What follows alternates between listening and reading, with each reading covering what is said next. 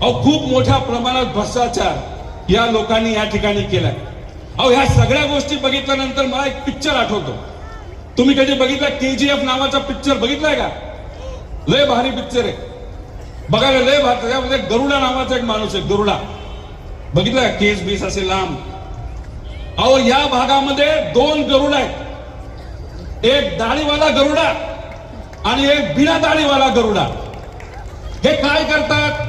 जसं KGF मध्ये खाणीतलं सोनं काढायचं असेल त्याचीच माणसं, सोनं विकायचं असेल त्याचीच माणसं, माणसं लावायची असतील तरी त्यांचीच माणसं. म्हणजे त्यांचं जग असल्यासारखं KGF मध्ये हा गरुडा वागायचा. इथं हे 2 गरुडा, एक दाढीवाला बिना दाढीवाला, अशाच पद्धतीने महानगरपालिकेचा स्वतःची मालमत्ता आहे असं त्या ठिकाणी तो समजतो. आणि याच्यामधून छोट्या कॉन्ट्रॅक्टर पासून तर मोठ्या कॉन्ट्रॅक्ट पर्यंत ह्या सगळ्या गोष्टींमध्ये या लोकांनी मलिदा खाल्लेला आहे.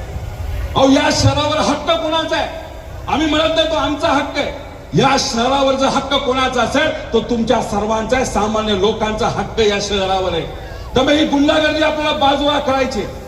जसं KGF मध्ये आपण जर बघितलं त्याच्यामध्ये एक रॉकी भाई नावाचा माणूस आला होता.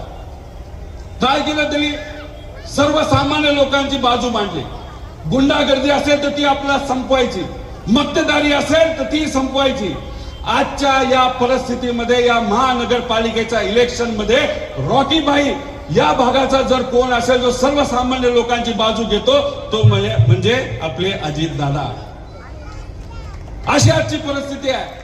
हे साम्राज्य आहे ते तुमचं सर्वांचं साम्राज्य आहे. इथं तुमचा सगळ्यांचा अधिकार आहे आणि सर्वसामान्य लोकांची सत्ता या महानगरपालिकेमध्ये आपल्या सर्वांना तिथे आणायची.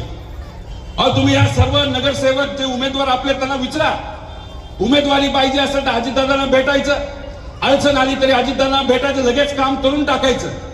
पण हा जो भाजप पक्ष आज जो सत्तेत होता या महानगरपालिकेमध्ये, इथं कुठेही काय घ्यायचं असेल, साधी उमेदवारी घ्यायची असेल तरी तिथं त्यांना एक प्रक्रिया असते. एकदा ह्यांना भेटायचं, ह्यांना नमस्कार करायचा, मग त्यांना नमस्कार करायचा, मग त्यांना नमस्कार करायचा.